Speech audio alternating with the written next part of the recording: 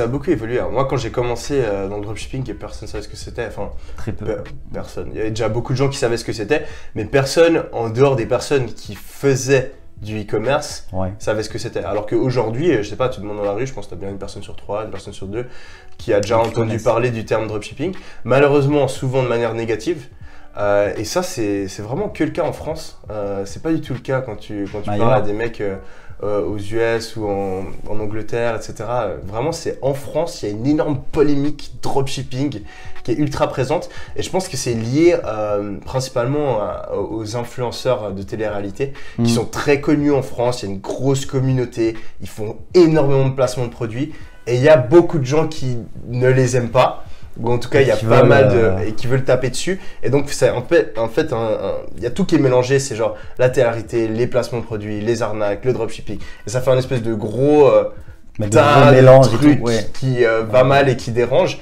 Et moi, ce que je dis toujours, c'est que tu vois, tu peux faire du dropshipping de manière très clean, où tu vas avoir des clients satisfaits, c'est absolument pas une arnaque, tu gagnes ton argent, tu gères ton business, tout le monde est content. Tout comme tu peux faire du dropshipping en arnaquant des gens, et à ce moment-là, ça va pas du tout. Donc pour moi, il faut détacher les deux, tu vois. Pour moi, il y a le fait de faire des arnaques, il y a le fait de faire du marketing trompeur, il y a le fait de ne pas envoyer les produits, il y a le fait de mentir sur la marchandise, et il y a le fait de faire du dropshipping ou non. Le dropshipping, de manière générale, c'est juste une manière de livrer des produits. C'est juste un détachement entre la personne qui fait le marketing et la personne qui crée le produit et envoie le produit.